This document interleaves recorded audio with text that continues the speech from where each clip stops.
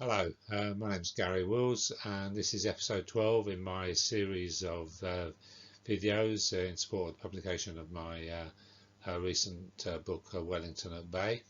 And this is a second refight of the Battle of Venta del Pozo from the 23rd of October 1812 using black powder.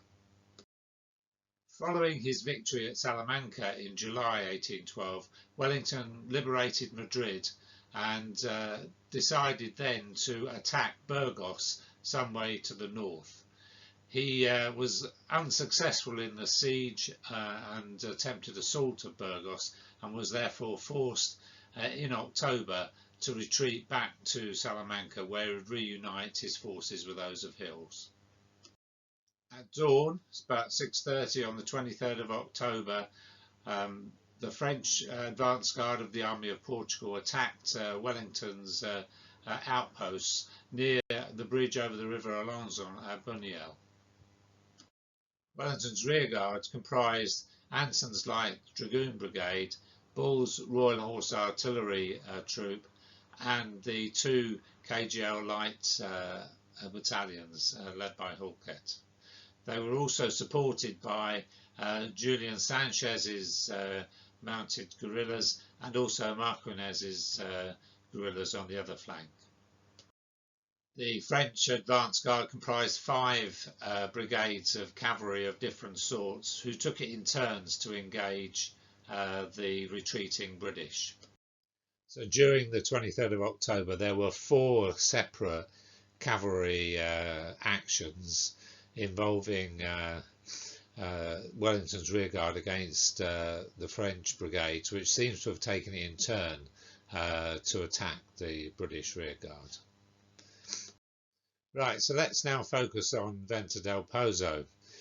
This action, one of the pursuing French cavalry brigades, that of Beteille, comprising gendarmes d'Espagne, Berglancers and chasseurs à cheval, will take on the British rearguard comprised of Anson's Light Dragoon Brigade, a Box KGL Dragoon Brigade, and Bull's Royal Horse Artillery Troop under the command of Ramsay.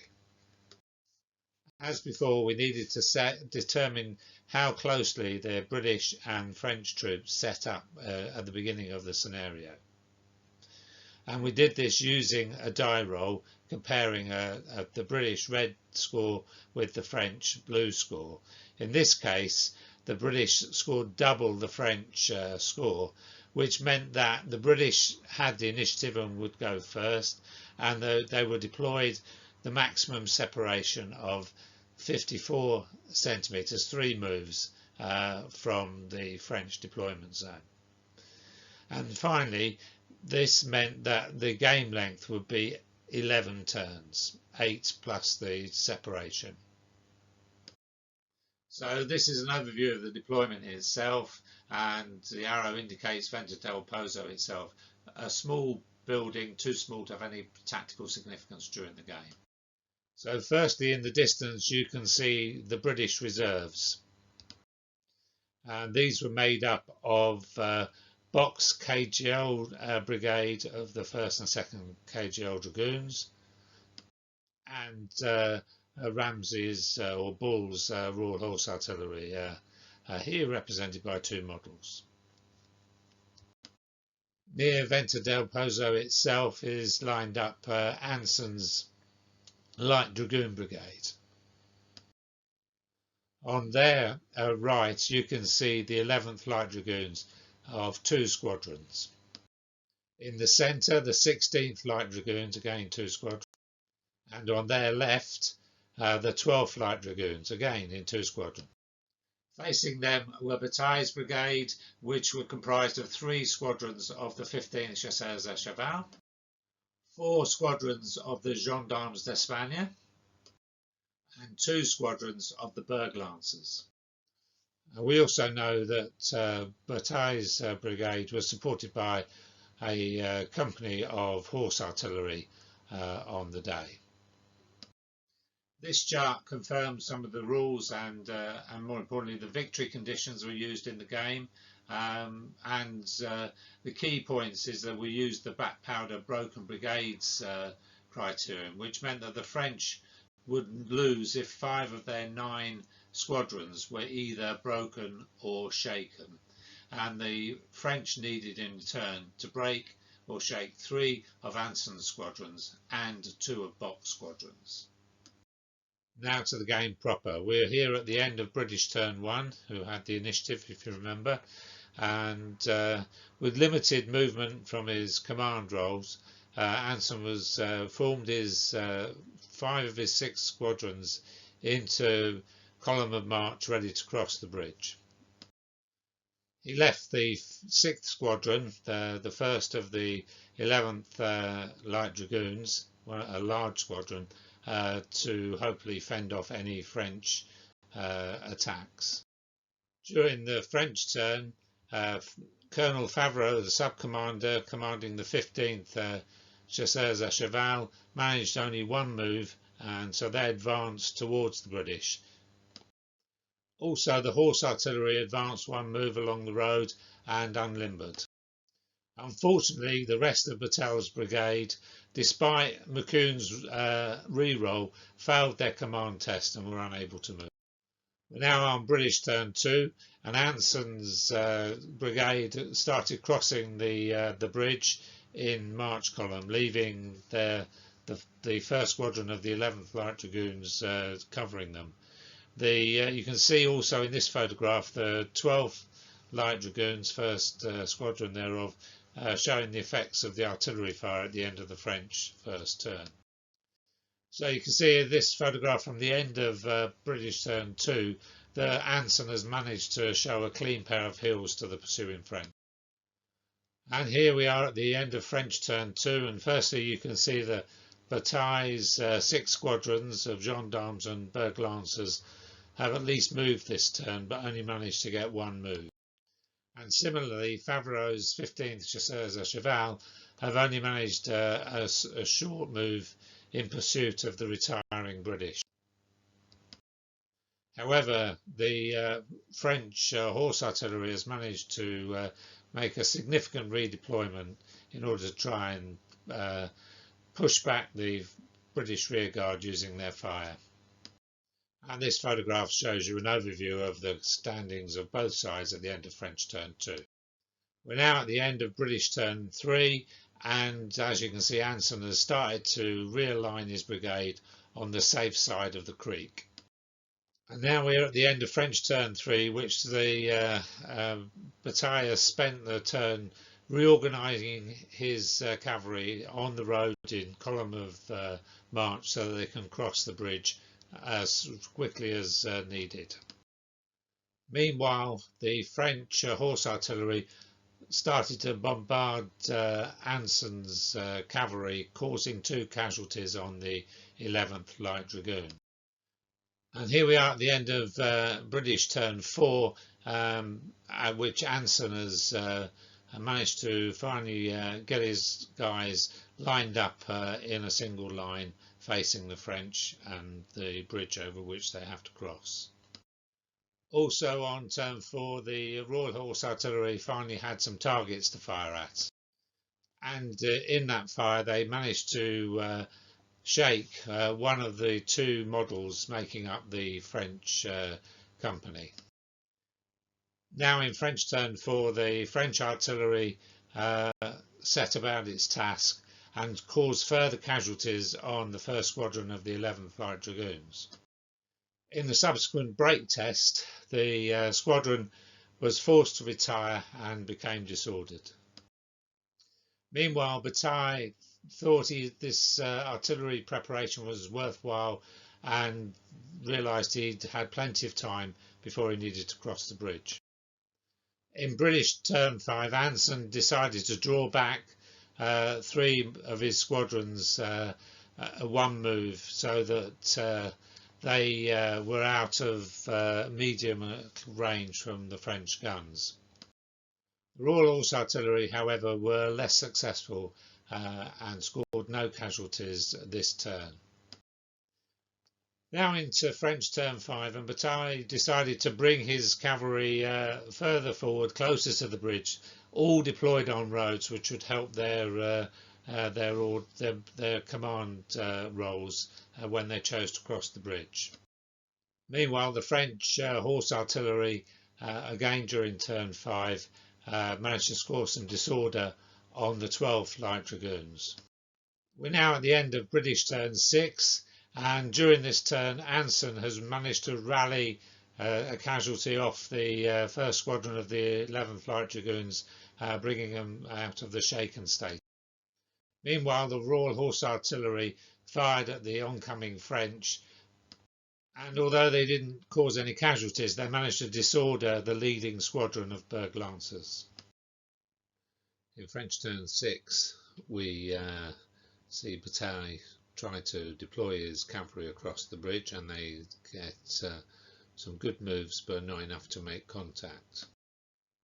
Meanwhile, Favreau leads the 15th Chasseurs à Cheval off to the right. However, the first squadron of the Berg Lancers were left behind as they were unable to recover from their disorder using their elite rule. We're now on British turn 7, and the British Light Dragoons, the 12th Light Dragoons, have charged the oncoming gendarmes, and in the distance you can see that the 15th Chasseurs à Cheval have been hit by the Royal Horse Artillery, causing 1 casualty. Meanwhile, the 2nd Squadron of the Berg Lancers has been charged by the 2nd KGL Dragoons. In the close combat, the Berg Lancers got much the better of the melee, scoring 3 casualties on the Dragoons and only suffering 1 themselves. In the break test for the beaten Dragoons, they scored double 1, which means that they were broken and removed from play. In the resultant sweeping advance, the Berg Lancers poured down on the Royal Horse Artillery, who could obviously not offer closing fire in these circumstances. In the close combat that resulted from this, both of the Royal Horse Artillery models took casualties without being able to inflict any on the Lancers. In the resulting break test, obviously the artillery were broken, and the Berg Lancers chose to rally back on their supports. Meanwhile, the 12th Light Dragoons were well beaten by the on-charging gendarmes, losing 5-2 in casualties alone. And with -2 on their break test, it's no surprise that the first squadron of the 12th Light Dragoons were broken. The gendarmes then executed the 2nd sweeping advance of the game into the 2nd squadron of the 12th Light Dragoons, and in the ensuing melee they won that one as well. Consequently, the 12th Light Dragoons were forced to retreat, and the gendarmes, with 2 casualties themselves, chose to rally back on their supports. This shows the situation at the end of the British turn 7, which had obviously not gone well for them.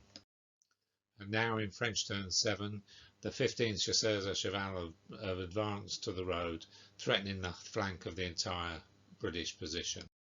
There were also 3 charges by the rest of Beteille's brigade. Here the Berg Lancers have again contacted the KGL Dragoons. Meanwhile, a squadron of the gendarmes has charged and been countercharged by the 12th Light Dragoons, and a further squadron of gendarmes has charged and been countercharged by a squadron of the 1st KGL Dragoon. And here you can see a close-up of the action as it began. In the first combat, the Berg Lancers again beat the KGL Dragoons 5-3 in casualties. This time the Dragoons were forced to retreat in their break test, which allowed the Berg Lancers to follow up and advance after combat. The first KGL Dragoons were more successful, beating their gendarme opponents 4-2 in casualties. And in this case, the gendarmes failed their break test and were broken. Now it was the turn of the first KGL Dragoons to make a sweeping advance into the supporting gendarme squadron, which they then beat 2-0 in the close combat, forcing the gendarmes to retire.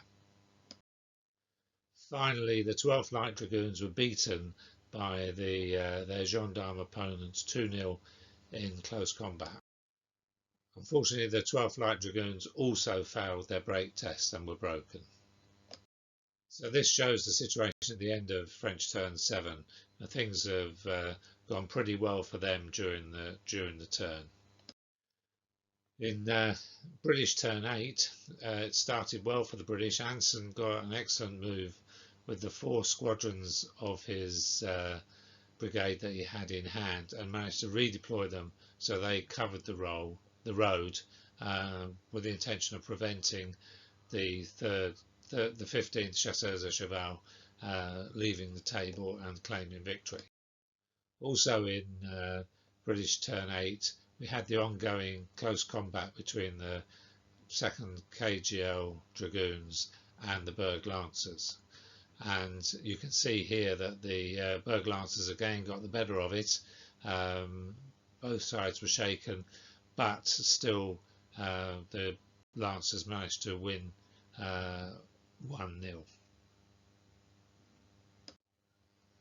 And this resulted in the Dragoons being broken in the break test. So here you can see by the end of British turn 8, the Berg Lancers again rallied back, being shaken, and you can see also in this photograph that the Dragoon Brigade for the British was already broken at the beginning of the turn, so their units were retiring towards their baseline. We're now in French turn 8, and this started very inauspiciously as Favreau was unable to order his Chasseurs à Cheval to charge or move. So they stood and watched what was going on. Also in French turn 8, the Berg Lancers advanced to ensure that the KGL Dragoons kept retiring towards the baseline. On the left flank, one of the squadrons of gendarmes charged the 12th Light Dragoons again and were countercharged by them. In the close combat, the gendarmes triumphed again, 5-2 on casualties. This resulted in the Light Dragoons retreating and being followed up by the pursuing gendarmes. So this is the overview at the end of French turn 8. Now we're in British turn 9, and this started inauspiciously for them. Anson was unable, despite Cotton's re-roll, to get his dragoons moving and engaging the Chasseurs of Cheval, who they could have attacked in the flank. On the French left flank, the combat between the 12th Light Dragoons and the gendarmes they were facing continued, and the gendarmes again won 2 casualties to 0. So we see at the end of British turn 9, the Light Dragoons have retreated again backwards following their break test, pursued again by the gendarmes. Meanwhile, the remnants of Bock's KGL Dragoon Brigade retire back towards the baseline. We're now at the beginning of French turn 9, and Favreau has got his Chasseurs à Cheval into the charge, and they've been met by countercharges by the Anson's Light Dragoons. On the left flank, the close combat between the squadron of gendarmes and the Light Dragoons continued apace. And this is an overview of the close combats that raged across the battlefield.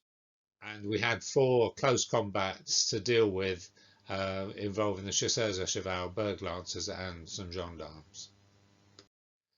And starting with the needless charge of the Berg Lancers, who could have just shepherded the dragoons off the table, their charge resulted in a defeat by 5 casualties to 2, and not the outcome they would have imagined.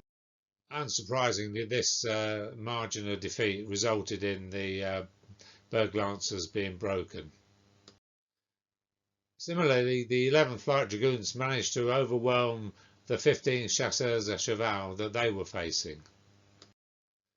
Obviously, as they were already shaken themselves, the Light Dragoons chose to rally back on their supports. On the French right, the other squadron of the 15 chasseurs à cheval were beaten by the 16th Light Dragoons and forced to retreat, becoming disordered. Finally, on the opposite flank, the gendarmes again bested the 12th Light Dragoons and scoring 2 casualties to 0. And this finally resulted in the Light Dragoons failing their break test and being removed from the table.